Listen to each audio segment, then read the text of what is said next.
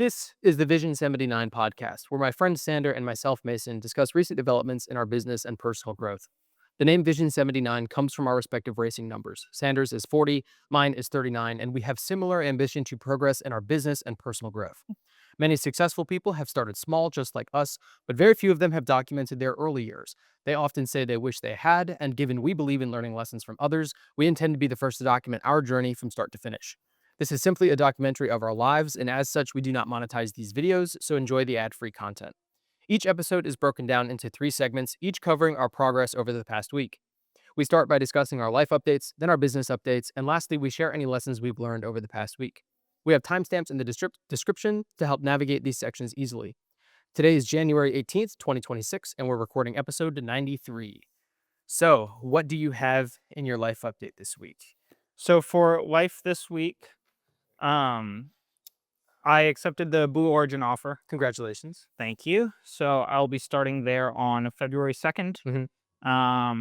That's a significant increase from what you were doing at Deck 4, right? Yeah, it was like 30% pay increase Uh-huh. plus a signing bonus. And I will be an integrated test engineer level 2. So that's what they're putting me in for. But all seems good. Original start date was the 26th of January. But After the they were either like you can do the 26th, the 2nd, the 9th, or the 16th. Yeah. 26th is the day after the Yeah. And so I was like, I'm going to be exhausted on the 26th. So Yeah. I'm going to do the 2nd, the following week. So that's what I told them. That's when I'll be coming on the team. Yeah. And that's about all I got in terms of Welcome life stuff. Welcome to See It. It's a great time. It's a good space to be in. That's What? systems engineering integration and test. Oh, It's like the systems engineering branch in most companies. got it. But yeah, I think it'll be interesting. Yeah, I think so. I mean, at the very least, Blue Origin is a great piece to have on your resume. It's a great infinity stone. And even if they do overtime, it should pay more than the overtime. Yeah, they don't do overtime, but it's incorporated into the salary. Right. And you're still, even if you did overtime at your old job, you still would be making more here. So even if they do put you in for overtime, you can rest assured that Yeah, I calculate it out because of, like even on my best week there, I would be like equivalent to a regular 40-hour week right. here. Right. And so given that, I'd rather just do the Blue Origin side of thing. Plus the signing bonus will help me a little bit from the get-go. So And you're working at the Cape again? correct. Yeah. Gotcha. Yeah. So it's like the same drive that you're used to? Yeah. It's a different, it's not gonna be like on KSC property. It's gonna, because Blue Origin just sits outside of like those gates. They have a Gotcha. separate building and gate, but it's essentially the same distance. Maybe 5 minutes shorter. Yeah, but mostly the same. Yeah. It's a drive that you're comfortable with. It's an area that you know. Yeah. So it's not like a Yeah. huge change, right? Yeah. Yeah, I'm glad that they made that offer. Yeah. 5 interviews is fucking crazy in one day as the last round of interviews. Yeah, it was after actually 3 rounds of 4. It was initial interview, then manager interview, and then my day with 4 different interviews. So total, I had 6 interviews. Yeah, that's crazy stringent. But I mean, you can leverage that into like all kinds of things, even outside of the aerospace industry. Like if you wanted to leave the space sector and go into like the automotive stuff or defense or anything, it translates very well, especially with See It. Because that is systems is applied in every engineering, right? So it's like hydraulics, you might not be as valuable on a platform that uses like a lot of pneumatics, right?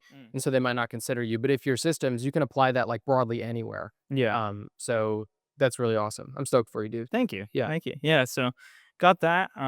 So enjoying my last couple weeks of not working, working on other stuff. Sammy's back from Oh yeah. Sammy got back from her trip the Friday night. So she's back now. She had fun. Yeah, she had a good time. She did skiing and zorbing, which is like when you get in this big, it's like a big plastic yoga ball. Like you climb inside it, and then you roll down a hill. Yeah. Um, It's crazy, dude. It's nuts that she just picks this stuff like on a whim. yeah, yeah, Going tomorrow. See ya. pretty much. So she did that skiing, explored some little towns and shops, lots of stuff like that. Yeah. So she had fun. I worked at home Mhm, and accepted my offer, mhm. and that's about all I got. What do you have for life this week? Cool. I have a bit more. I actually have more this week than I've had in any other week for the past like 6 months. And it's Mm, the one week where we have to make sure that we're done with the podcast at a specific time. So yeah. I'm not gonna rush it. I think we'll be okay, but I'm just gonna pace myself. So firstly, it's been a long week. We recorded on Friday last week, I think. Yes. So Good. we've had like 2 whole weekends basically in this update. But we went racing last Saturday. Um, which was a ton of fun. We haven't gotten to go in a long time. I think that was my first time going in like a year. Um, Yeah. and it's a really actually that's not true. I went with Tristan in the summer. Mm, It was my first time racing with you in like a year. yeah. And there's a big difference between the sessions that I go on my own or with other people and the sessions that I go with you because between sessions I get valuable information from you. And I don't when I go on my own. I'm just left to like figure it out. Mhm. Um, so I had a ton of fun. I'm glad that we went. And the Daytona's next weekend, the Rolex 24. Yeah. So we have to record our podcast either early or more likely late because you won't have work that first Yeah. week Probably back. do it So late. Monday or Tuesday next week. Probably Tuesday. Monday's like we're gonna be tired Hmm. and I have to go to work. Um, so I'm stoked for that. We've got a good group going this year. Um, I've noticed that every year we bring a different group, and this is I think the first year that we've gone and we have the same one person continuing from last year because we're taking Joel again. I think that's the first time we've brought Yeah. the same person. Otherwise, we take like a completely fresh group every time, which I like doing. That's true. I like bringing new people because I like to share the Mhm. experience with people who don't know it already. I kind of feel like it would be fun, but not as fun if we went with someone who kind of like knows it in and out, you know? Yeah. Um, I've so been I'm looking forward to it. when I was first started going, there were some people I brought a few times in a row. Hmm. Like early on. Hmm. Me. Well, yeah, but no, before that, I started Yeah. going in 2020. So Right. Did you go to the Roar? I went to the Royal. How was it? Yeah, it was good. It was good. I watched. Is that in your business update? Yeah, because it's I watched. Put a pin in it. We'll Yeah, talk about it in the business. I was there for 12 hours. I watched 30 minutes of racing. Yeah, just a lot of work. Yeah, that was Networking. just yeah, yeah. That's cool. We don't I watch hate it. the term networking. I mean, it was hard with that, but yeah, something along the We'll floor. we'll do in the business update. But I mean, we'll see lots of racing next weekend. It's hard not to, especially Yeah. when like everything is shut down overnight. So that'll be exciting. I'm looking forward to it. My dad got me a pass to the Artemis 2 rollout yesterday. So Grace and I woke up early. He messaged me and he was like, "Do you want to go to the rollout in 2 days?" And I was like, "Oh fuck," because at that point my schedule was already slammed. And I was Mhm. like, "What time is it?" He was like, "Starts at 5 a.m." And I was like, "Okay, I might be tired, but I think I could make that work."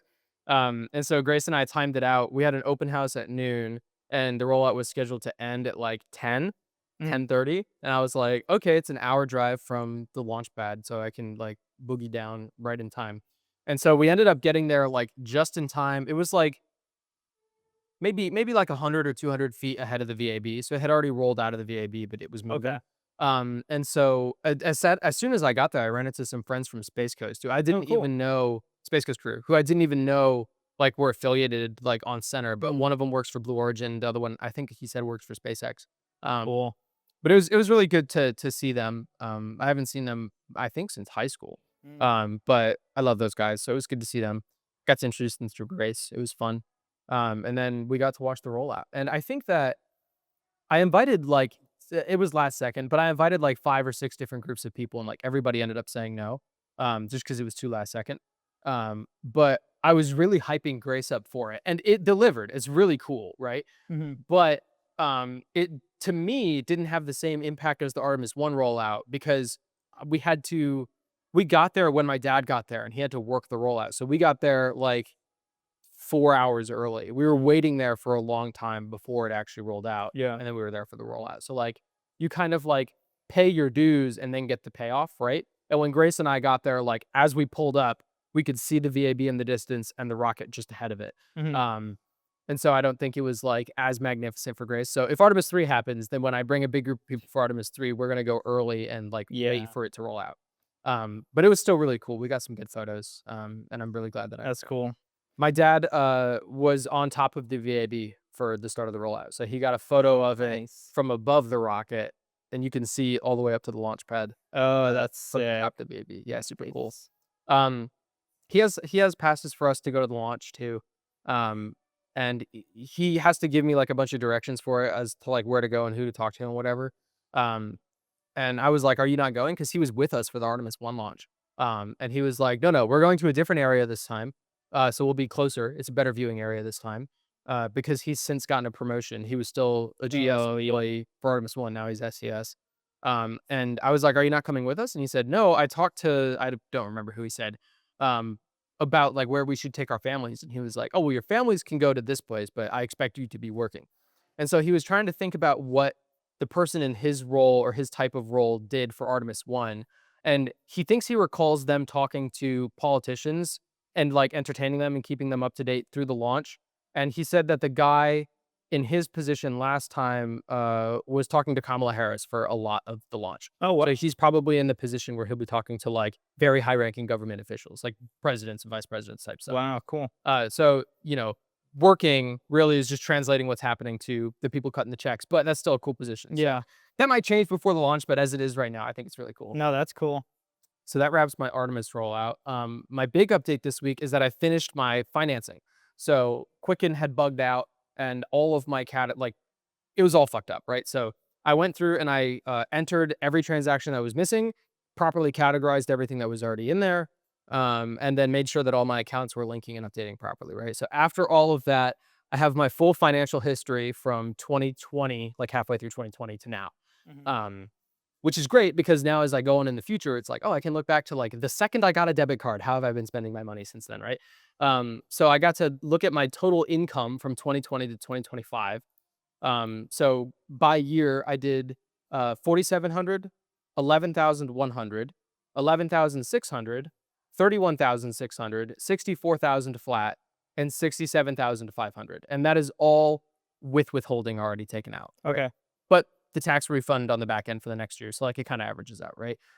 But no matter what way you cut it, I made more money in 2025 than I did in any of the previous years. So Cool. still progressing. I made $69,000 from Northrop Grumman. That's again with the withholding. 4,600 from a tax refund, 2,100 from real estate, and then like $700 in like odd jobs and like cashback rewards and stuff like that. Mhm. So then I broke down my spending. I spent 74,000, so I made 76.5, and I spent 74. So I netted $2,500 this year. Woo! That's on generational wealth building. Yeah. 19,700 was spent on housing. 16,700 was spent on cars. 6,000 of that was a car payment, 4 grand in gas, 3,200 in service, and 3,100 in insurance. It's crazy that I'm spending as much on insurance as I am on service because what the fuck do I have insurance for, right? That's Yeah. ridiculous. The auto insurance, Insurance is expensive. yeah, it's ridiculous. I wish I have to have a certain coverage on the Lexus because it's a loan. Like I'm borrowing money for the car. But I really wish that I could just have insurance that's like, hey, I'm paying you enough money that if I get in an accident with someone, then you can pay to make it go away. But like, I do not ever expect to get a decent insurance check for if I crash a car, they're never going to pay me for my car. So feels like a rip. Yeah. Yeah. I spent 14,000 in food. That's 8 grand on groceries and 5 grand on eating out. So I spend more on groceries than I do eating out. Um, and Grace and I actually just found a hack at Whole Foods. We've been doing a lot of our shopping at Whole Foods because their prices are better than Publix now, which is crazy because they're like the healthy food, and now the healthy food is cheaper than Publix. But you can go and you can buy for $35. You get a big 13 by 9 casserole dish, and you get one entree in the middle. So we got salmon and chicken. It's like 6 chicken breasts or like 6 big pieces of salmon, and then 2 sides. It's just like scoops and scoops of like quinoa or like broccoli or whatever, and you get the whole thing for $35. And so we got 2 of them last week because we thought, oh well, if we could just like portion this out when we get home, that's meal prep done. Like we've just purchased our meal prep, right? Yeah. It comes out to like $8.75 a meal, but cooking at home, the meal we did last week was only $6.50 a meal. So it's a $2 increase, but you're paying to not have to do any meal prep at all. Yeah, Like you're paying for that convenience. it's So nice. that I think is going to cut the eating out bill down a lot next year. And the grocery bill might go up a little bit. But that's okay. I think net it'll be a little less. Um, I spent $5,700 on real estate. $300 of that was food, which is only 50% deductible no matter what. Even if you use it in the video, even if you're talking with a client, it's only 50% deductible. So subtracting that out, like $5,500 is deductible from my overall, right? So that's a net loss in real estate of like $3,000, and that's $3,000 that I can deduct from my 82,000 from Northrop, Got it. my net income, my gross. Sorry, not net. Yeah. And then I donated $172 to charity this year, which I can't deduct, and that's something that I learned this year. When you are doing deductions on your personal income, you can either take the standard like $15,000 deduction or itemize your deductions. You cannot do both. So I can't take the standard deduction and deduct my charity. I have to donate more than 15 grand to charity or just like take the standard deduction, which is a bummer because all year I thought I was donating to a charity that I could deduct from my taxes, but you know, whatever. I'm Yeah. gonna keep doing it, and I'm gonna keep not claiming it. So it is what it is. And that's my finance breakdown. So now I'm just waiting on my 1099 from Blue Marlin and my W-2 from Northrop Grumman, and then I can file my taxes. And I Cool. don't know how much I'm getting paid. I think I should get like $1,500 or something like that, which will Okay. be like a nice like little addition to February. Yeah. So I had like a lot of unexpected bills come up. Like I had to get oil for the Camaro. I now have to get oil for the Lexus. I have to do both of those oil changes in like the next 2 weeks. So I'll probably ask to come over sometime after the Rolex. Or maybe before the Rolex, depending on what mileage, like what the timing works out for. Yeah. Um, I had my last couple Rolex payments due. I have to pay this speeding ticket. Like there's just like random bullshit. If my business update goes well today, then I'll have to buy like some stuff for this listing. So like, you know, it's just it would be nice to have that little bit of money. Yeah. And then my gym streak, which I'm updating every week. I went to the gym 4 times this week, and I had a gym streak of 3 days in a row, which is the same as last week. So I'm maintaining status.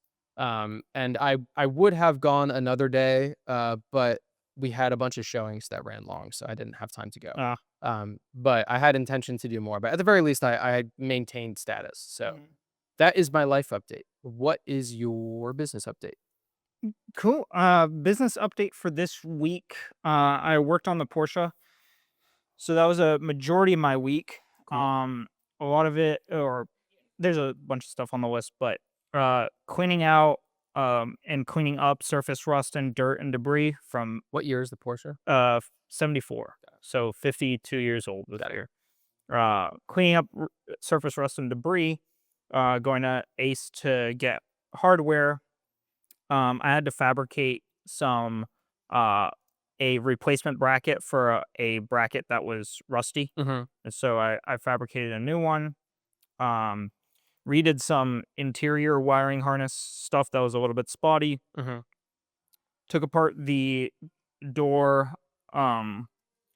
took off the door panel and lubricated and cleaned all the door lock and window mechanisms.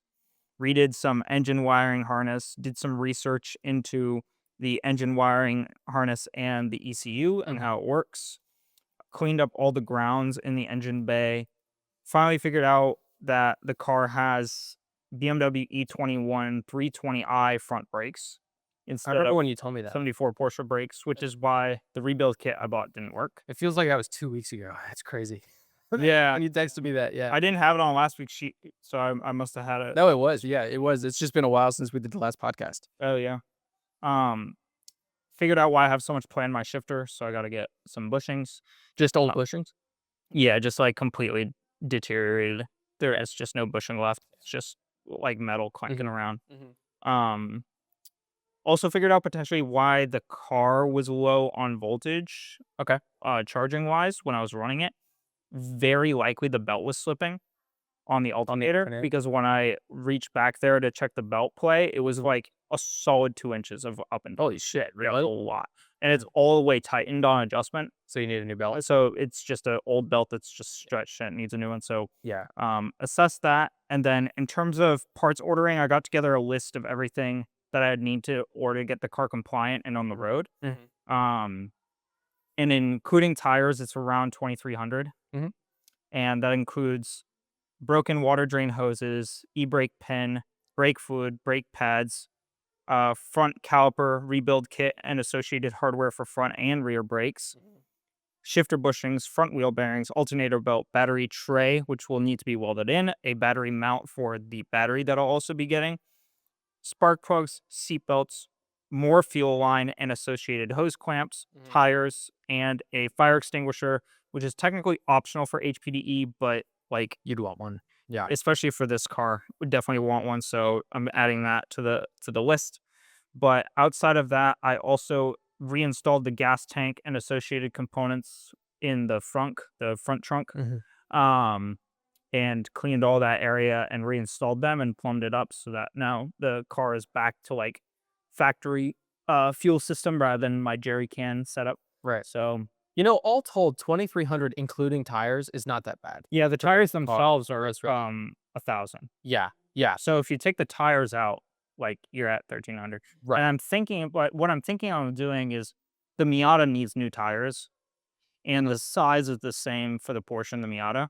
So I'm thinking about just bringing the Porsche wheels with the Miata, in the Miata, Mhm. and then having them swap the old Miata tires onto the Porsche wheels and put new tires on the Miata. It's a good idea. That way, I can get the Porsche on the road with tires that are fine for now, Right. just not race ready.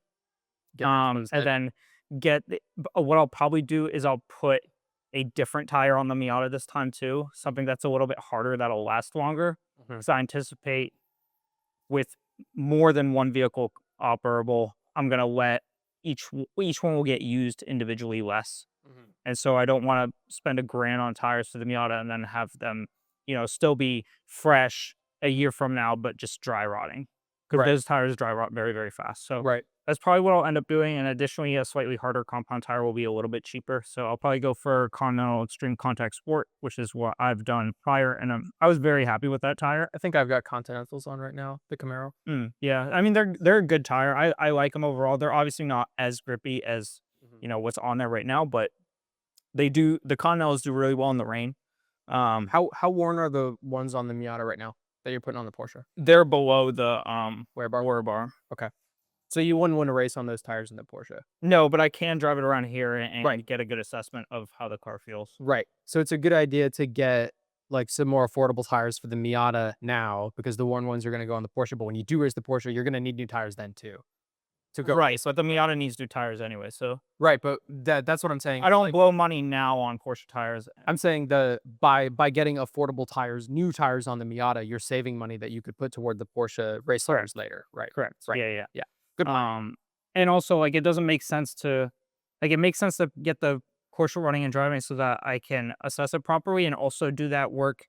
I want to front load as much of that work as possible before I start at Blue Origin, which is why I'm pushing it. Right. Because my mom asked me, she was like, "Why aren't you doing like the first part of your certification first?" And I was like, "Because the first part of it's online course, Yeah. and so I could very easily do an online course after work or something like that." Your lunch break. But for me to be able to sit down for an 8-hour period and diagnose stuff with the Porsche is going to be a lot harder to find time for. Right. And so, given that, I'd rather do a lot of the challenging manual labor work before I start, and then do the online certification, and then work out racing the Porsche and how I'm gonna Right. go about that. I think that's a good strategy, especially with like, you don't know what kind of gremlins you're going to run into when you're fixing the Porsche. Like, Yeah, something could pop up. It could be like a 2-day delay or a 3-day delay. And like, you don't want to have that happening.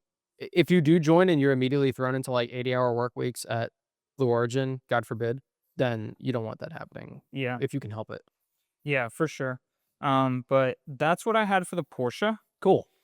Moving on to Daytona, I did go to the Roar yesterday. I spent a vast majority of my time there, walking from pit to pit. Mm-hmm. Um, Definitely, more opportunities. So there's a few different opportunities in the racing scene. I'm still kind of at the point where I'm gathering information, Mm-hmm. and trying to assess different problems or potential opportunities or a path forward. Mm-hmm. So Did you bring resumes no, or you were just talking to people? no. So what I did was I essentially went up to people and I said, I come from an automotive racing background, but my trade is engineering. I'm here walking from pit to pit to identify different problems that each team faces. The reason being is that I want to develop a business in order to help the racing community and different teams here on the grid. And I was wondering what problems and challenges that you face that you haven't found great solutions to, but would like to see brought to the market. That was my pitch. It's a good pitch. Yeah, I thought it was decent. And so some of the responses included higher quality and more effective radios and communications for cars. An affordable aluminum alignment rig that is faster and easier to use than the current rigs that are available on the market, or the laser setups, which have a lot of communication issues as well as are a great expense for many teams. Right. Sports conditioning awareness and as well as availability for racing drivers. Conditioning, like Physical conditioning and physical fitness. Yeah. Interesting. That's an interesting one. I wonder if did you notice a correlation with teams that have older drivers or A lot, like gentleman drivers? vast majority of the teams have at least some older drivers. I mean, I wasn't able to get a pinpoint on like what drivers need it more or less. Mm-hmm. I would presume that probably anyone would benefit from it. I mean, at least from my racing experience, like conditioning and fitness is really important. And so across the board for young and old. Right. So that was Dude. and I interject. yeah. There's some fucking dumbass personal trainers out there. Yeah, terrible. Nisha coached football That's true. players, and he's a fucking idiot, right? I have seen one of my favorite YouTube like TV shows to watch. There's a guy called, I can't remember his name. Big ugly bald guy, right? But he's super jacked. He will watch like who's the Mahomes guy? Patrick Mahomes, the football player. He'll watch his Yeah. I think it's Mahomes, yeah. Yeah. He'll watch him and his personal trainer do their personal training session. And they come up with the most dumbass exercises, but it seems like it's specialized to football. So I can't remember like a specific one, but he'll hold like a 10-pound dumbbell and then he'll go like this, like he's throwing the football. That's a fucking retarded exercise. But his personal trainer is paid 6 figures to have him do it, right? Yeah. There's a reason they lost the Super Bowl last year. It's because he's got a dumbass personal trainer. But I'm sure that that's in the driving industry as well, especially because there's so many people that think that training for drivers needs to be like completely different to like most other fundamental types of training, and it's just not the case. You have to add in additional exercises, right? Like you have to do neck exercises, and there's the right way and the wrong way to do neck exercises. But I feel like a lot of that stuff is not readily available to drivers. But I'm wondering specifically with the older drivers, I feel like for racing, even up to a moderate level, someone who does it regularly or is under like 30 is probably fit enough to cope with a lot of those issues. But like even without working out regularly, but if you're over 30 and you don't work out regularly, or like you're a little bit heavier set, you might have more issues like handling like sustained G forces or long stints in the car. You'll probably Yeah. make more mistakes the longer you're in there. Yeah, I'm sure that's probably true. Yeah. Bubba can't turn his head more than like this. Like, Yeah, a lot of those guys are very fit. I actually don't think I saw one fat racing driver. oh really? Yeah. That's fucking awesome. Yeah. But I wonder, proud of those. I wonder where that note comes from them, from the teams wanting more conditioning. The person I was talking to was a sports therapist, like a driver conditioner. And she said that some of the teams have them, some of them don't, but that their team has personally seen improvement from it. And so that was her note on it. She doesn't think enough teams have them. Correct. Yeah. Got it. She says a lot of the teams still don't have like a sports therapist or a conditioner or whatever. I see the bias there, but I also agree with her position. So Yeah, I think no, I think it's fair. Yeah, it's just it's foggy data is all it is.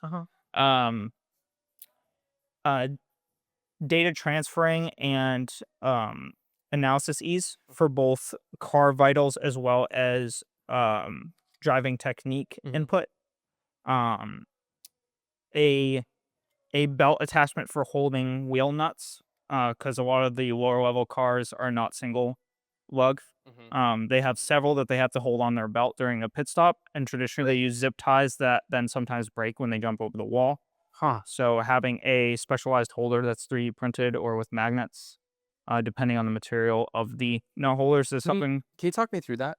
Like how the belt looks and like what it does? Well, they don't have one, but it's like you can imagine your wheel nuts, and you'd essentially like insert them on to like a plate, and they would stick on there, and then that would like either clamp or run through your actual belt on your suit.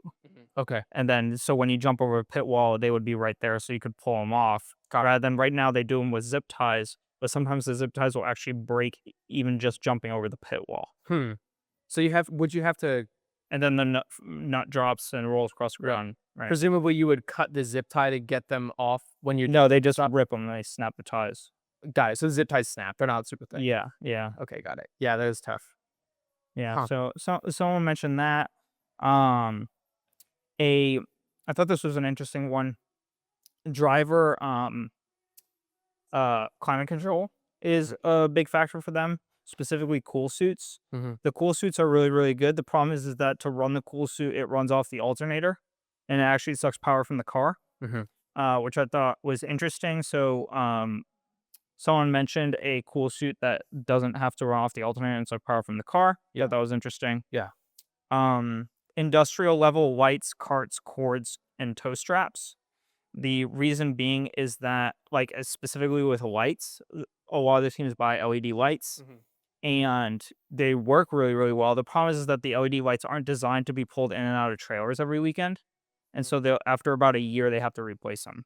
So they're like not weatherproof? Like they're just banging around in a trailer or chucking them in, right? They'll break. Okay, got it. And so they aren't very durable. With the actual carts, the golf carts, like, they're just like the golf carts, like, could be like actual golf carts for a lot of the teams, and they're just like kind of half unreliable, kind of shitty, not really designed too well for what they were doing. So a different version of a cart or golf cart or an attachment for existing carts in order to improve the functionality. Does a single team bring their own golf carts to each event? Yes, all the teams have their own golf carts, but they aren't. They're just not like an excellent design. Right. I was just wondering if like the big trolleys with the flatbed that carry the tires. I Yeah. think Daytona owns those. I don't think that teams. No, bring their teams have their own. They do? Yeah, Oh, they're got like it. color coordinated to the car, like some of the Oh, really? Iowa ones. Oh, Yeah, I hadn't noticed that. That's cool. yeah. So Got they all have their own. So I mean, Daytona also has them, but the teams often bring their own. Right. So you wouldn't have to, if you were to, hypothetical, if you were to design your own cart and manufacture it and then sell it, you wouldn't be selling it to a track that's going to buy a huge batch of them. You'd be selling it to a team that would buy Correct. regularly. Okay, got it. Teams would buy them. I learned something interesting this week, if I can interject again. I know I'm interrupting a lot. Are you familiar with the fact that McDonald's ice cream machines are always broken? Yeah. That is not because they want to drive higher demand or they're lazy or anything like that. Yeah. The machines are really hard to read. And so employees will fuck it up all the time. And you just have to call the maintenance man. Yeah. There's a guy who actually has made a program. You plug the USB drive into the ice cream machine, and then it gives you in readable English what to do to fix it, right? And McDonald's has sued him with a cease and desist to have him stop doing that, right? Because they don't want the machines to be easy to make, because McDonald's has an exclusive partnership with their ice cream machine company. They like scratch each other's backs, and so they give that machine company business by allowing them to come in and fix the ice cream machines. It's weird. Interesting. But like that's the thing where like an iPhone is now designed to be like completely obsolescent after like 5 years or whatever, or like start breaking. There's a specific word for it, but I can't remember. It's like manufactured obsolescence or something like that. Blenders break after 3 years now, when in 1950 they still work today, right? Yeah. I wonder if the golf carts are just made to not be like super reliable for many years because they want recurring business. That could be the case. Yeah. Yeah. I'm not sure. But it's definitely a place for improvement. Yeah. Some of the other stuff was actual wheel stud cleaner. There isn't a great brush on the market in order to clean the wheel studs. The reason being is that on the centric hubs on a lot of the lower level race cars that are using 5-lug, the actual inner part of the hub comes out way farther than a factory hub. And so although they make wheel stud cleaners that go on a 1/2-inch impact that you can just wind in and out, the outside shell hits Central hub. the central hub because of how far it comes out. And so teams have had to like shave them way down, and even still they get stuck. So a better designed wheel cleaner in that regard. And then I thought this was interesting too, a radio and loom installing engineer is something that every single team uses regularly every single year. Because every year IMSA provides each team with a new set of radios and communications in order to install in their car. And the process of installing that entire harness in the car and setting it all up and making it work correctly is actually a really big task. And it's relatively challenging. Interesting. And so teams will pay an engineer to install it for them, but there are very few engineers to go around, and they charge a lot. Okay. And it's something that happens every single year. Right. On every team. Yeah, in every team. And so I thought that was a really interesting one of just like essentially a loom installer for radio and A wires loom. Yeah. yeah. So those are the big tidbits I got from the Roar.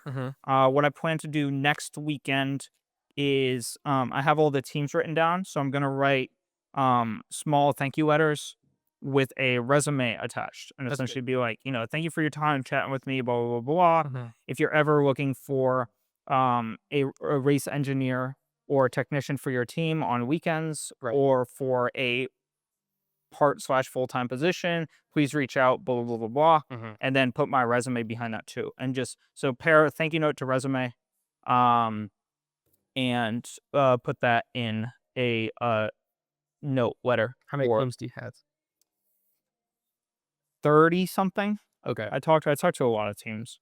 I was thinking you could do something really cool and include like a Hot Wheels of their car with their livery. But if you've got 30 teams, it's a lot. Yeah, no. I mean, I'll do the no. I'm trying to Yeah. keep it affordable. Yeah, for sure. Yeah.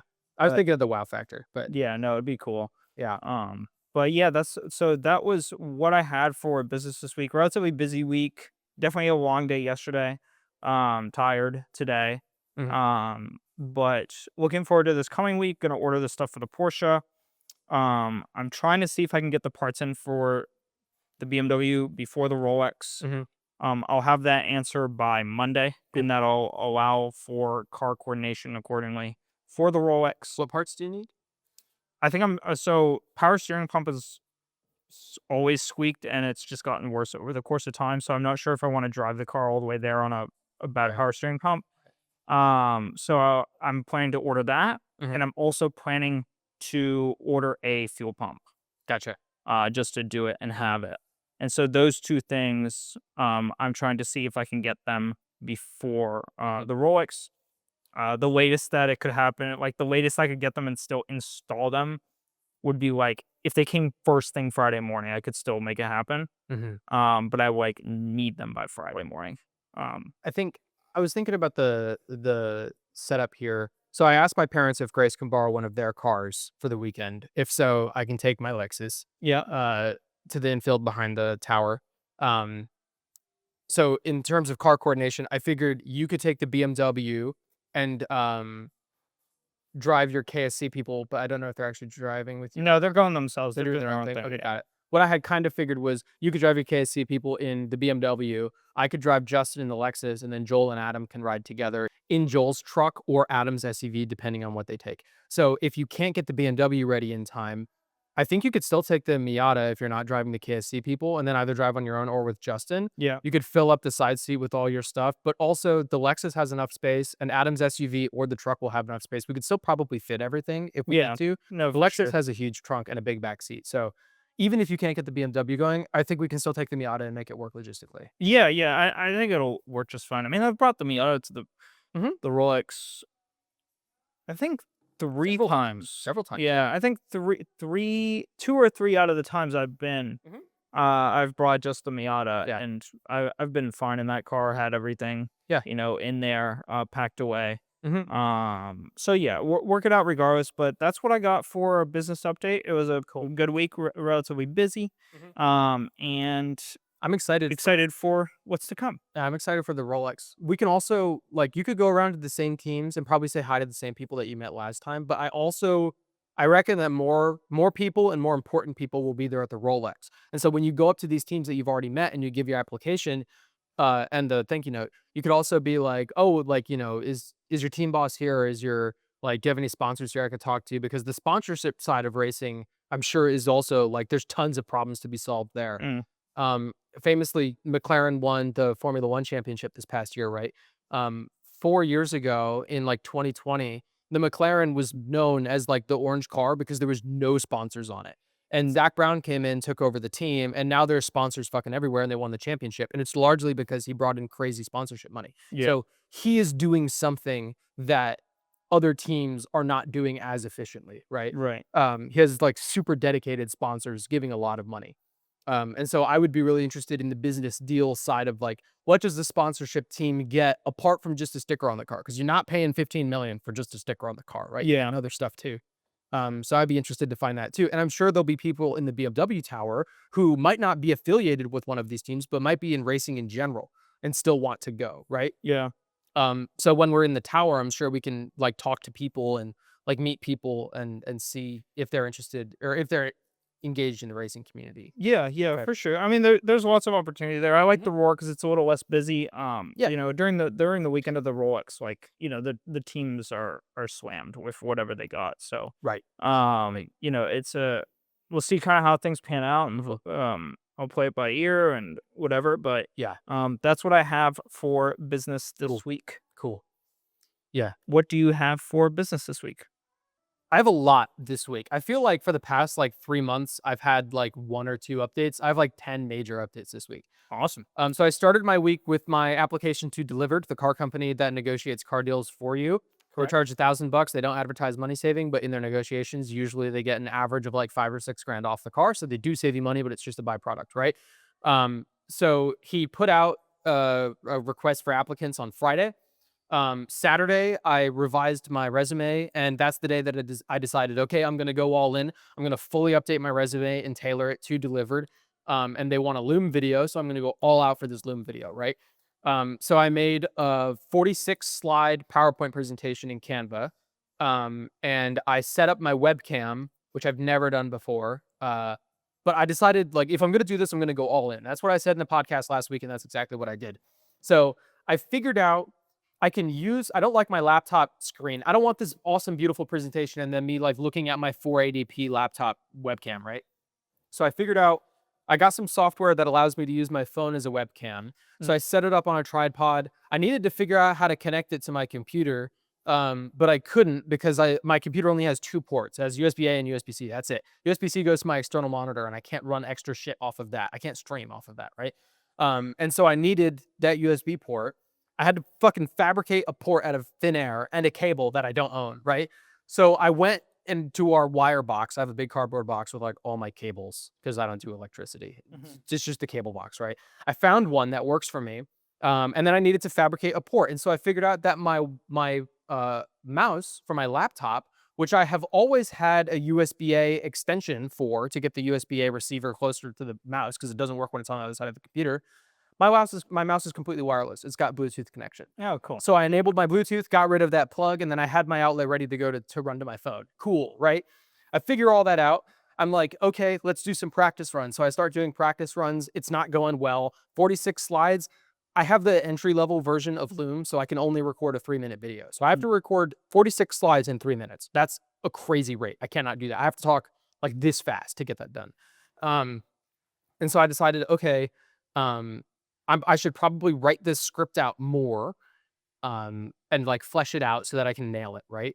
And I'm doing a practice recording, and I get to the like 2 minute and 48-second mark, and I'm like, oh fuck, like I have to cut like half of these slides out. And then I was like, I'm just gonna let it run out of time to see if there's like an extra 10 seconds when it gives me a warning or something like that. But it just kept going, and I was like, what the hell? And then I realized I had the trial version of Loom, which for 2 weeks allows me to make unlimited length recordings. And I was like, oh, thank God. So then I was like, okay, I'm going to go all in on this. Yeah. So I wrote a full script. I highlighted the words that I wanted to click the slide through on. So the slides would change exactly on script. I wouldn't have to riff at all. I could just nail exactly what I want to nail, right? So I put all that together over the course of Sunday. And then Sunday evening, I go to record, and my webcam is being glitchy. And it's because my phone, even though I have it connected to USB, is connected through Wi-Fi to my software. Oh, okay. And so I talked to ChatGPT. I can't figure out what's going on. It's like, oh, well, you have to install the Apple iTunes App Store on your computer. That didn't work. Oh, you don't have a streaming cable. You just have a charging cable. Okay. I went and dug through my cable box for 30 minutes. I found the other cable, the USB-A to USB-C cable from the Azorpa external monitor. If it's streaming data from the computer to the monitor, surely it can stream data from that iPhone to the computer, right? No, that didn't work. I tried a different camera recording webcam software. That didn't work either. And so I threw my hands up at like 1 o'clock and I was like, fuck it. I'm just going to record the video on the shitty webcam. We'll figure it out. Right. It turns out Loom compresses the video. So there was a little bit of lag, but it was like maybe one tiny glitch every 25 seconds. So it wasn't that bad. But first take, I recorded all the way through 14 minutes, 50 seconds. Thought I could do a little bit better. I did 15 more takes. Each one of them I fucked up in the first 30 seconds. And then on the 16th take, I nailed it the full 14 minutes again. Oh, cool. And so that last one is the one that I went with. I edited the video that night, went to apply. Turns out in the application, they want your contact information, your resume, your Loom link, and they have a couple questions in the application. So I spent like another hour writing that application. So in the video, I'm talking about my work ethic. And I was like, given that I'm recording this video at 1:50 a.m. on a Sunday, you can probably tell like what my work ethic looks like. And then by the time I actually submitted the application, it was like 3:30. So I put like full effort into this, right? Got it up Monday morning, technically. And then in Loom, I can see when people view my video, right? Oh, yeah. And so I could see that Tommy from Delivrd viewed it on Wednesday morning at 9:30 in the morning, right? Oh, cool. And he had a 30% completion rate. So he only watched a third of my video. And that could be any third. He could have skipped around. And I've been checking it since then just to see, and he hasn't like watched any more of it. So he probably saw the 14-minute runtime and was like, this guy doesn't know how to speak efficiently, so I'm just gonna skip through it. And that's okay. And Grace was like, oh, well, do you want to record another one that's a little bit shorter? Maybe you shouldn't. The way I structured it was I talked about who I am and my values, and then I talked about why I believe in Delivrd, and then I talked about why I can actually like how I can help Delivrd, right? And so she was like, well, maybe you shouldn't have put the personal stuff up front. Maybe you should have just like cut straight to business. And then I said no, because I don't want to work for someone who doesn't have the patience to watch like the copious amount of work that I put into this. And then also, I don't want to work for someone who doesn't value me as a person. So if you don't want to get to know my values and why I believe in your company, then I don't want to work for you, and that's okay. So I left it at that. I moved on to like back to the real estate and tax stuff that I was doing. But I did crush that application. I'm very happy with how it came out. And now I know how to use Loom, so I can use that for other stuff too. So that was my first big update for the week. I do hope that he gets back to me at some point, but even if it's a rejection letter, right? If he doesn't, I know when he streams, and I know how many viewers he has on each platform. So I can go to the platform where I know he only has a couple viewers. He sometimes has like 7 or 15 viewers, and he reads most of their chats. He also reads all the emails to the company. So if I don't hear back from him, probably by like Wednesday this week, a week from when he saw the video, I'll send him an email and I'll say like, hey man, like, if you don't want to watch the rest of the video, that's totally fine. Just send me a rejection letter so I know that you like have read it and don't think I can help the business. And I'm sure he'll reply to that. I also know from one of his videos that his in-laws live in Daytona. And he actually mentioned, oh, like, yeah, like I might like pop down to Daytona for a weekend to go to bike week. So there's a chance he's at the Rolex. He's a car guy. He's got family in Daytona. So we might run into him there, and cool. I'll talk to him there. But I'm not upset that he's only watched a third of the video. That's okay. It's a 14-minute video. He's watching at 9 a.m. I get he's busy. But I'm happy with the video, and that's all that matters. Cool. So last weekend we did open house number 32. The process of getting that open house was difficult. The way that Grace and I usually do it is I pull up a batch of listings that have been put on the market in the last 2 weeks because I want a newer one. I send that to Grace, and then Grace reaches out to listing agents until she gets one that will offer the open house, right? So the first person she messages, the lady replies right away. I'm going to leave names out of it because I'm going to shit talk this lady. I'm not going to shit talk her. I'm just going to tell her exactly what she said. But Grace said, hey, can we do this open house? And the lady was like, yeah, that's great. I actually have another listing in the same neighborhood. So you guys can do the open house that you want to do, and I'll go to the open house on the other side of the neighborhood at the same time, right? We'll both put signs out. We'll get double the amount of people to come through the neighborhood. We get both my listings covered. And we were like, great, sounds good. The next morning, she texts us again, and she was like, oh, okay, so I did some more thinking about it, and actually, I'm gonna do the open house for the new listing that you guys want to do, and then you can go do the old listing that's been on the market for a while. Also, when you guys do your advertisements for the open house, you have to put my name and picture on there. I need my information in the advertisements, which is not a Blue Marlin policy, by the way. You're allowed to market it as if it's your own property, right? Um, oh, and also, I don't offer commission if you guys find a buyer for that house. I'm just going to give you guys like a smaller finder's fee, which is again not standard Blue Marlin policy, right? If you are at an open house hosting for someone else and someone comes to the open house and wants to buy it and they're not represented and you represent them, you get buyer commission, right? So that's not Blue Marlin policy. And then she clarified and she was like, if you find a buyer there and they end up buying a different property with you that's not my listing, then you get commission. But if you find someone for my listing at the open house, I get the commission. I'll pay you a fee, right? And keep in mind, she's talking about if we find a buyer for the house that's been on the market for a while now that we did not ask to do an open house for. Yeah. If you find a buyer for that old house that you don't even want to do, you still don't get commission, right? And so Grace replied and she was like, hey, thank you anyways, but we're actually not interested in any of that, right? And so it's not Grace reneging back on her word. She's not saying, oh, I don't want to do the open house that we asked about. She's saying, I don't want to do the older listing in the same neighborhood you're telling us that we're actually going to do. I'm not interested in marketing for you, and I'm not interested in not getting a commission. Like this is the reason that we do open houses. We do it to get our name out there and to earn commission if we find a buyer. And the lady immediately replied and she was like, what? Why? I need a reason. Give me a reason. I reached out to my sellers. I put my neck out for you. And like now you're like going back on this. And she sent us a screenshot of her conversation with the seller where she was like, hey, do you mind if we do an open house this weekend? And they were like, sure, go for it. Very low effort, not a big deal. Right. It's not like she went and like worked for 30 hours to try to get this to happen for us. Right. It was one text message.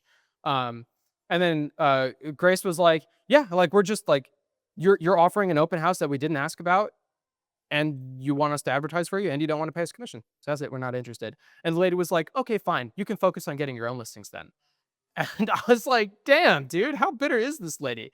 So I pulled her up in our accounts. She was a Remax agent, or was it Remax? I can't remember.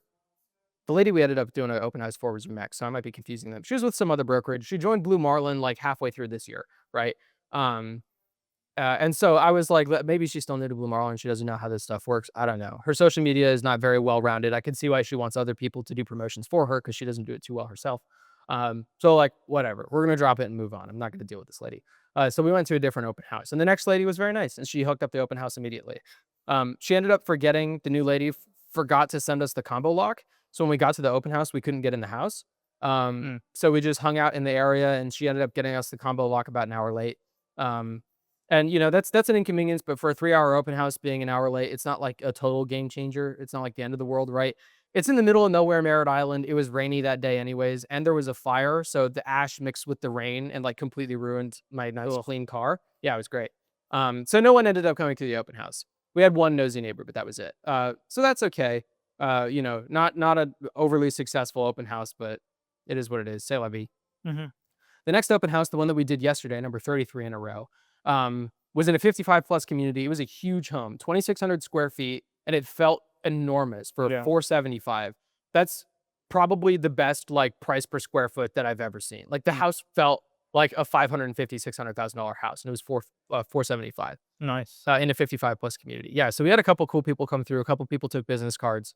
It was a good one. It was a good experience. Nice. Yeah, and funny enough, that one also, when we got there, the door code that the agent gave us didn't work. But that agent got back to us in like 5 minutes and it wasn't an issue. So those are my open houses. Now going on to clients. I have actual client updates this week. So we were referred to 2 people who are trying to rent a house. So rental clients. And so earlier this week, I made a spreadsheet of options for them based on their criteria. I sent them all the options. They asked about a couple of them. We reached out to the listing agents to make sure they were still available. We scheduled showings. And then on Friday, we went and did the showings. We met with one of the 2 clients. He was really nice, very cool, super grateful. We looked around the house and he gave us really good feedback. So we're going to go and make a better list. What's most important to him is what is the price to get in the house, right? So like first, last, and security. What does that look like? Monthly rate isn't as important. He just wants a home that was built in like the last 20 years and something that he can get into for less than like $8,000, which is doable. So now when I reach out to sellers for this next batch of houses, I'm going to make sure we have the total all-in cost upfront for him. We also have a second group of rental clients. They are a little bit tougher to find a good house for. Originally, they were looking at apartments. Then they were looking at houses. They got scammed last week. They were on apartments.com, I think, and they were looking at a house. And then some guy texted them out of the middle of nowhere and was like, "Hey, I saw you were interested in this house. Do you want me to do a Yeah, tour?" I remember this. Yeah. Yeah. So they went, they did the tour. Turns out the guy doesn't own the house. He doesn't represent it at all. He was just going to take the down payment and run, right? But the problem is that guy said, "Oh, it's listed for $1,700 a month, but I'll rent it to you for $1,300 a month. And I don't mind if you sublease. I don't mind if you're the only person on the lease and then you have other people live in the house and you charge them rent. I don't care, right?" That's very unconventional for Florida. You have to have multiple people on the lease if multiple people are living there, right? Um, so he was kind of stuck on that. But then he also said, "I'm open to talking about rent to own." And so my client was over the moon. He was like, "Oh my God, I can make money renting this house. I have the opportunity to rent to own. This is great." And it gave me an awesome opportunity to learn more about rent to own, to talk to people about rent to own, right? Because rent, like, are you familiar with this? Hmm. What do you think rent to own means? For you mentioned it a bit on the last week's podcast. I think it was there's a lot of stipulations in the contract that need to happen in terms of like you can't a lot of times you can't leave the place for too long or you lose equity in it. Yeah. If there are pets, if there's damages, if tenants change, there's a lot of conditional stuff like that. But what I anticipated is broad spectrum is some portion or percentage of your rent payment goes towards a down payment or a buyout of the physical property itself Mhm. to some percentage of what the property is worth on agreed upon value in the get-go. Yep. And then the title deed would transfer over after that point, and then you would either pay off the rest of the mortgage or own the house flat rate, depending on how you structured it. That's my guess. But That's a very good guess. Okay. That's super close to what it actually is. okay, solid. A common misconception is I'm going to rent this house for a little more than what it would normally be rented for. And then I'm going to pay down the mortgage that way. So I get to take ownership of the house paying less than what a mortgage would cost for a longer period of time, right? Mm, And that's not the case. The way it actually works is it's called a lease option because rent to own is exactly what a car lease is, right? yeah. You show up to the dealership, you put down a down payment that isn't quite as big as a deposit that you would make on a car purchase. So for a house, you might put down like 10, 20%. For rent to own or a lease option, you put down 1 to 5%, Okay. which could be up to like 15, 20K. And then you sign up to a multi-year lease, just like with a car. And then once that lease expires, you have the option to buy the home, right? So this is super uncommon because what does the owner get out of that, right?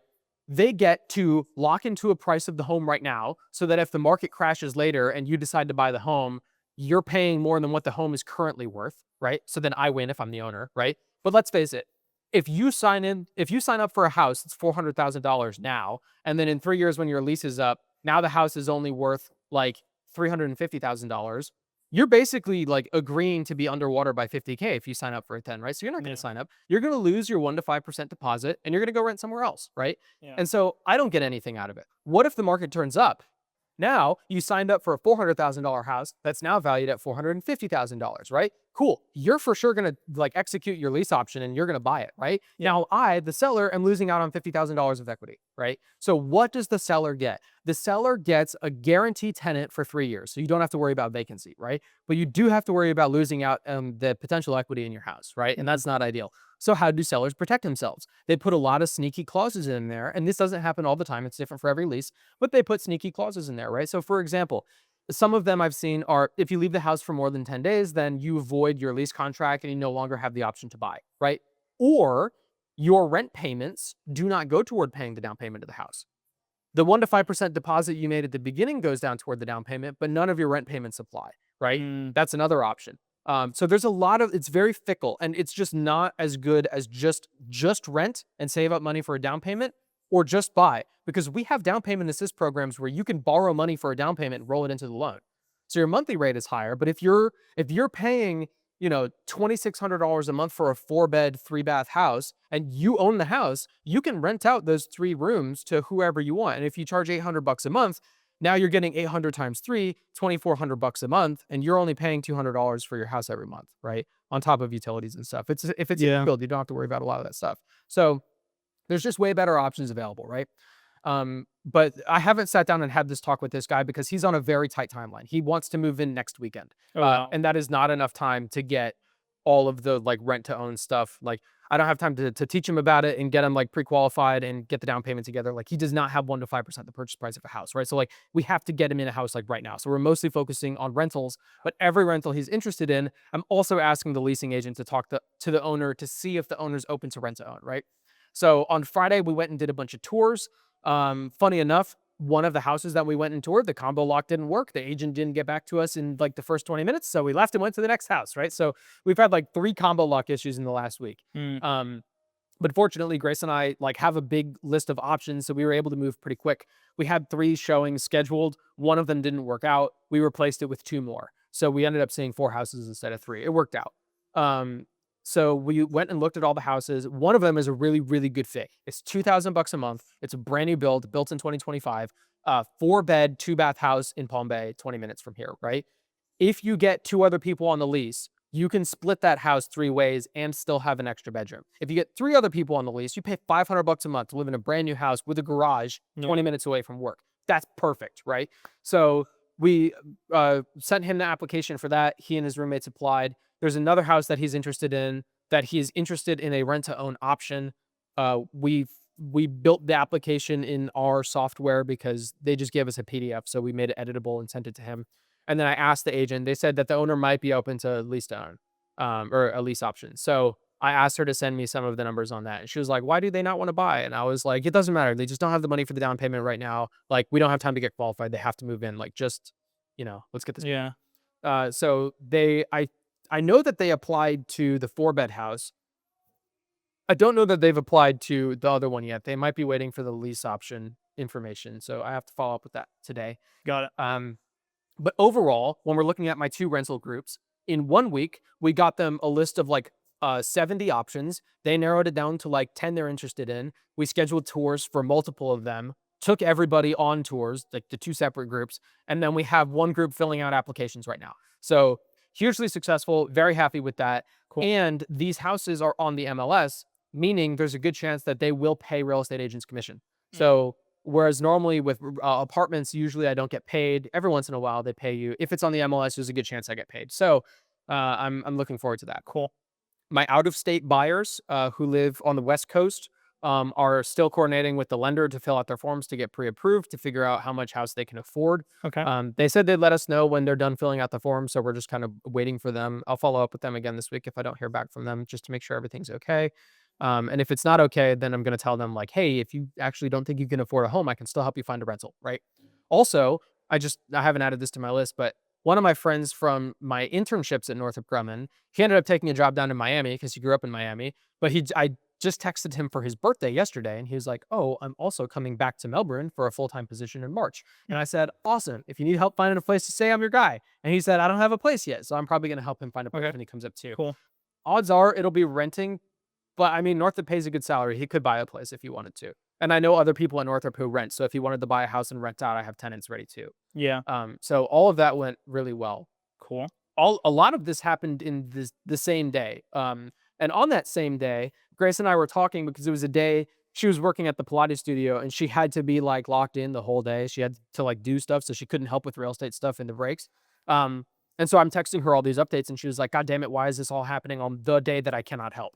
And I was laughing about it. And as I was texting her another update, I got a voicemail from a woman. She's older. She's in like a 55 plus community around here. I knew her like 5 years ago, but we haven't spoken much since then. But she randomly gave me a call and was like, hey, I heard you're in real estate now. I have a friend who's looking to buy a home and he just wants more information. So Oh, cool. I have to call her back still. I've been super slammed and she talks a lot. So I want to budget like an hour to be on the phone with her because I know that she likes to talk. So I haven't budgeted that hour yet, but we're getting there. So that's another lead. So it's been a hot week. And then the last update that I have is that my family, friends, neighbors are ready now to sell their house. So they they were moving their dad, the owner, out of the house a little while ago. They're moving him down to where they live in another city. Um, and then they got all the junk out of the house, all his personal belongings and trash and stuff like that. And so it's like mostly cleaned out, mostly ready to go now. And they texted us this week and they were like, "Hey, we don't know if it's ready for photos yet, but we are ready to list it." And so we scheduled a listing appointment for today. We went and walked through the house a few days ago. Took a bunch of pictures, got to see the condition of everything. Ultimately, it is not in like move-in condition. It's got the owner smoked for a long time, so it's got smoke damage when you walk in the house. All the paint is kind of tinted from the smoke. He was in a wheelchair, so a lot of the carpets have wheelchair marks in them, right? So the AC was put in like 2007. The water heater was like 2014, so both of those need to be replaced. I don't know how old the roof is, but I don't think it's new enough for someone to get a loan on the house. So the roof would probably need to be replaced too. Um, and it's all outdated, right? It's like all Yeah. like 1996 OEM cabinetry and stuff like that. So the kitchen isn't updated. Um, it's just kind of like in a state of disrepair, right? So it's definitely not a. Are you an engineering family moving to moving to Yeah. Melbourne to work in Northrop Grumman? Move you and your family in right now. It needs work, right? Yeah. And so we scheduled the listing appointment for Sunday to give us time to walk through the house and do a market analysis, right? And so Grace and I have been doing that.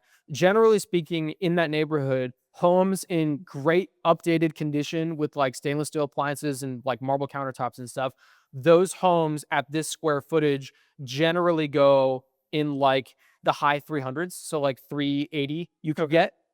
If you have a pool, you could be up to like 430, right? Okay. But even then, like we've seen homes that don't have an updated kitchen but have a pool on a bigger lot go for like 380. So in mint condition, this home is maybe like 360, right? 370. But it is not in mint condition. It's not in move-in condition either. It needs work. It does not have a pool. And so we think that the ideal buyer for this is going to be an investor who will come in, offer a lower than average cash offer, close on the house in like a week, completely gut it out, renovate it, and flip the house, right? Yeah. And so Grace and I are going to recommend a few options. Firstly, and so this is my first listing appointment, right? So like I've got to kind of strategize how I want this to work.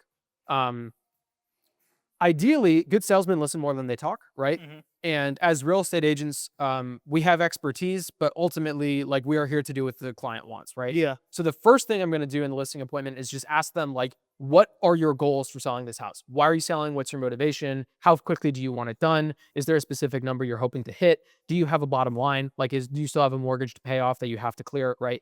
Um, is the profits from this house going to fund like retirement for your dad who moved out? So the first like half of the listing appointment, I think, is just going to be like listening to them talk and listening to what they want to do. When it comes to our recommendations, we are definitely going to say, hey, the prime buyer is an all cash investor. Fortunately, we have a network of like 10 of them on hand right now that we can go call. I've talked to a couple of them about the house. I've told them like the city that it's in, the condition that it's in. I've talked them through the CMAs that I've run, and we have people interested. And like people are willing to submit offers once we have the listing agreement. We cannot solicit any offers. We cannot accept or present any offers before we have the listing agreement signed. So we haven't done anything like that. I've just been talking about there's a house that's going on sale, right? So it looks like we could get investors to come in pretty early, right? So what we're going to recommend to the sellers is, presuming this is what they want to do. Of course, if they want to put it on the market at 350 and let it rot on the market, we've got an option for that, right? We should not list it for any higher than 300. The market peaks in the summer, so we can put it on the market now, but if we don't get any motion by like April, we need to start doing some pretty aggressive price cuts because we want to get that house sold before there's peak competition at the peak of the summer, because that's when all the price reductions happen, right? When there's the most competition, that's when everyone starts to drive the Yeah. price down. Um, so that's our recommendation. Let's just get this wrapped up with a private off-market deal without even needing to put it on the market, right? Yeah. And we have the investors to do that. So the strategy here, when you get a listing agreement signed with clients who want to sell their home, you have 24 hours to get that listing agreement delivered to your broker and your realtor agency, right? So Space Coast Association of Realtors, SCAR, is ours. So as soon as we have that listing agreement signed, we send it to our broker, we send it to SCAR, and then we have to make a listing in the MLS, right? Yep. You have to get it on the MLS right away, right? The problem with that is if I put it on the MLS right away, the days on market start ticking up right away. It's going to take me 5 days to get photos done of the house. If it needs to be cleaned, it could be a week or 9 days, right? So that's 9 days on the market where it does not present very well. We are not really running advertisements for it because we don't have photos. And now it's sitting on the market, right? Not ideal. So usually what people do is they'll enter it in the MLS, but they'll categorize it as coming soon, which is exactly what's a part of my listing launch timeline, right? If you categorize it as coming soon, it does not start counting the days on market. You can also filter it. There's a new update for 2025 in our MLS where you can say categorize it as coming soon and do not give the data to Zillow and Redfin and Realtor.com. So it'll only be marketed to real estate agents. It will not be marketed to the general public. So you don't see the shitty outdated photo on there until we're ready for it, right? That's usually what you'll do if you don't have pictures like ready to go or anything. You mark it as coming soon. You can do that for up to 21 days. It's plenty of time to get the house ready. And then it goes on market and you launch it when you're ready, right? But I don't want to follow my listing launch timeline for this house because this is definitely not a house that I want to have like food trucks and vendors and stuff at because it is not that nice of a house, right? Like I don't want people coming to this house expecting to be wowed and ready to move in. This is an investor special. This is, you can buy this house for a good deal, flip it, and like put tenants in it if you want to rent it out or sell it for a profit, right? So what we're going to recommend to our clients is, listen, we have these investors ready to go. A lot of them are all cash, so you don't have to worry about like an arduous inspection period. No one's going to haggle you down over cost in the inspection period. No one's going to ask you to put a new roof on. They're just going to make an offer, you accept, and then we close in like a week or two, right? It's the easiest, low stress, low friction option. We have those people ready to go. They will make their offers in the first few days. So instead of putting it on the market or on the market and listing it as coming soon, I want to file an MLS exclusion form, which basically states, hey, Realtor Association, the client has agreed that they do not want this property publicly marketed. And so we are not going to put it on the MLS for X number of days, right? And that could be forever. It could be a week. It could be 3 days. It depends. So what we'll do is we'll talk to our clients today, and we're going to recommend, give us some time to talk to our investors, see if we can drum up some offers. We won't market it. We won't have pictures done. We're just going to go deliver the photos that we already have. I just took photos on my iPhone. Usually that's all investors need. We'll look at their offers. If you don't like any of those offers, we'll have professional photos taken. We'll get it on the market and we'll actually present it. And we'll talk about what we'll list it at there, right? But we can use the offers we get from the private investors to inform what we're going to list it at on the market, right? Because if you get a bunch of offers from private investors at 200, you might not want to list it for 300 because no one's going to pay that, right? Yeah. Generally, whatever the investors are willing to pay is kind of the best you're going to get for this type of house. We have the potential to reach more investors if we put it on the MLS because then more real estate agents can see it. But the benefit of working with a real estate agent is that we have a connection. Personally, we have like 10, and then we know other real estate agents that have their own clients with investors. So we probably have a connection of like 30 people that we could reach out to in the first week or two. So that is our plan of attack. The listing appointment is in an hour and a half. So Cool. yeah, that is my business update. I'm Awesome. very Good happy with update. how it's been. Very good update. Yeah. I'm happy with how this week has been. I'm hoping for the best for this listing appointment. When I did a seminar with the top agents at Blue Marlin like 6 months ago, and everyone was asking questions about like, what's the most commission you've gotten on a house? What's the longest it's taken you to close? Like, what is this, like some fun stories? And the question that I asked is, what is the biggest failure that you guys have had? And almost unanimously, all of the top agents said, going into a listing appointment that I thought I had handled and in the bag, and then I flubbed it.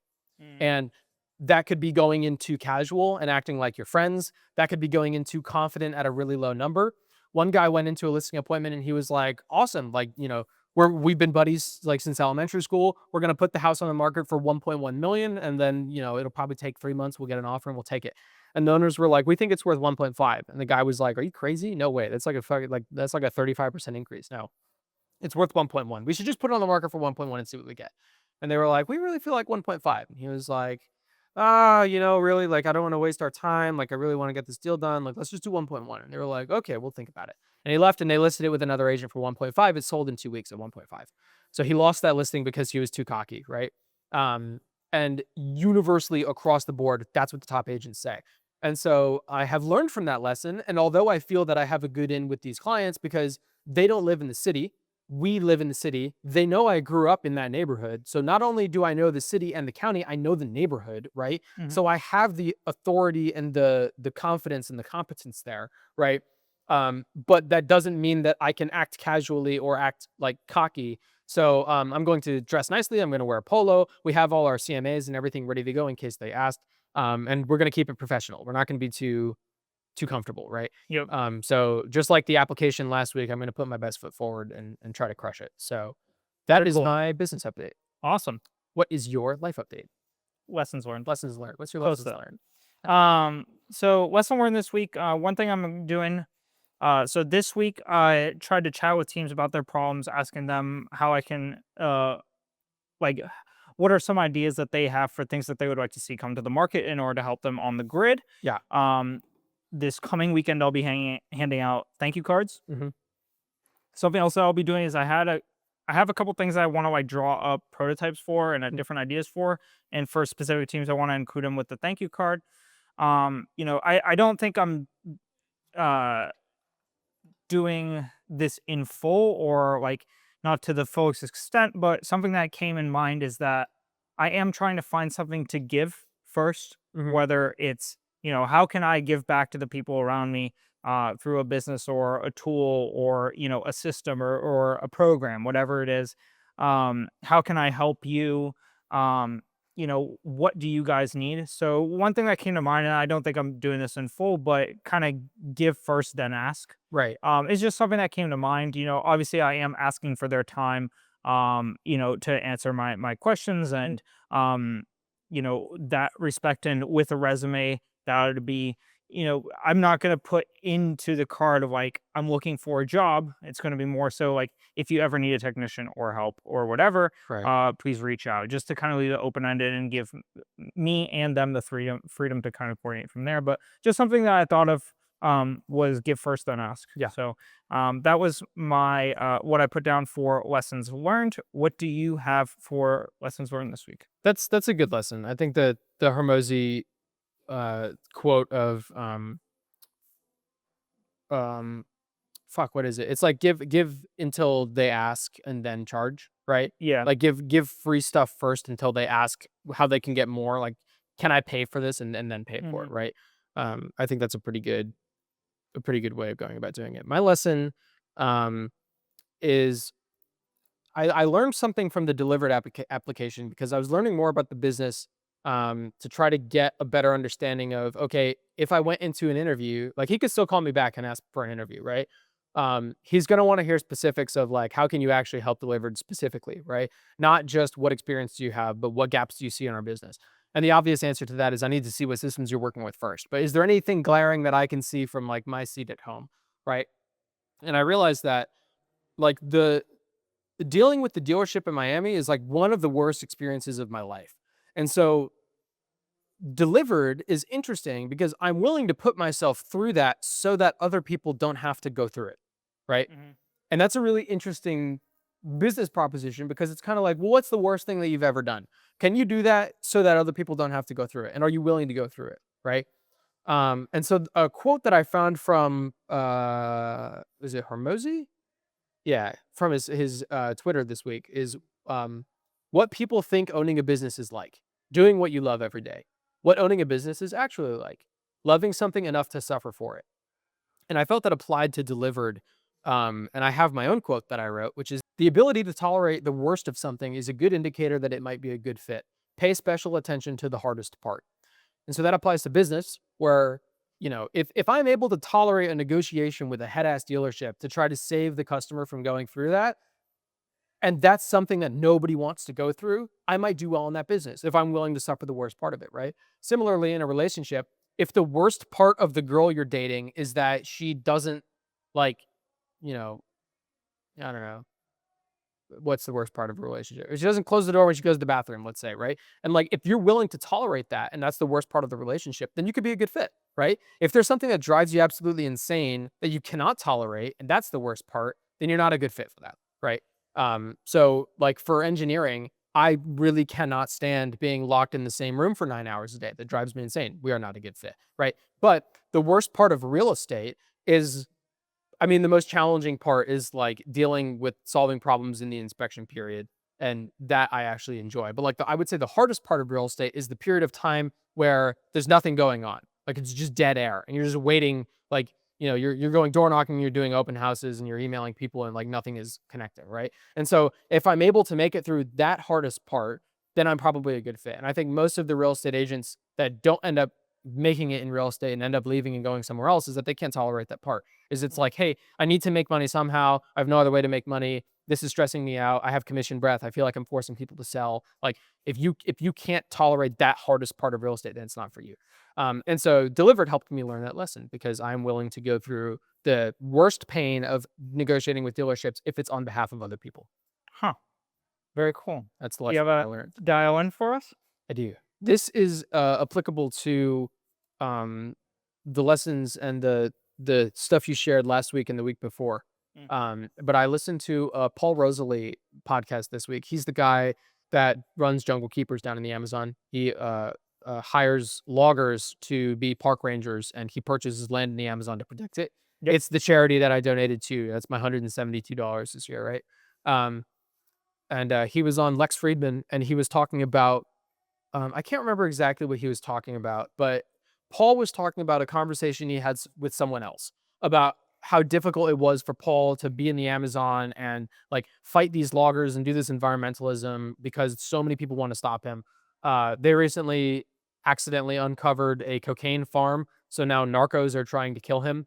Like genuinely, not just like not just, oh, we flew a drone over there and they shot the drone down, but like he is going to towns where people are saying, people are asking for you, people are talking about you, right? Oh, yeah.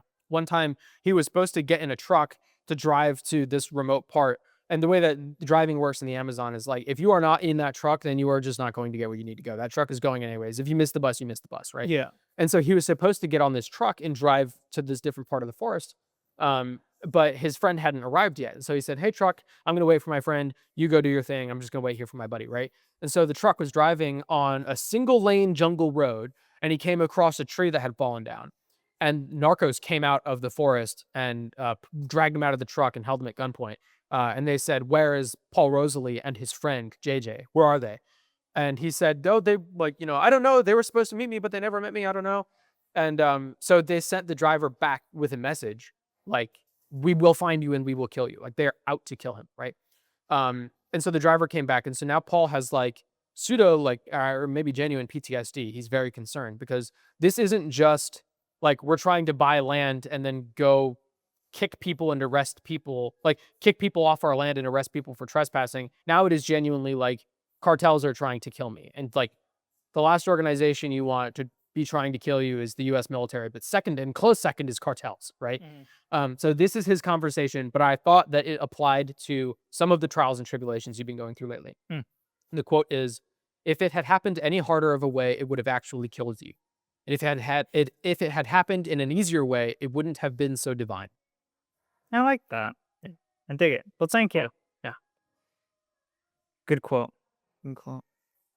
Well, thank you for tuning in to another episode of the Vision 79 podcast. This was episode 93. We will see you after the Rolex. That is, well, when you're watching this, the Rolex would have passed. But regardless, next episode will be after the Rolex for us, and we'll probably tell you all about it. But for now, enjoy the coming week. Be well. If you're in Florida, good luck with the Apple weather app, as it is extremely reliable.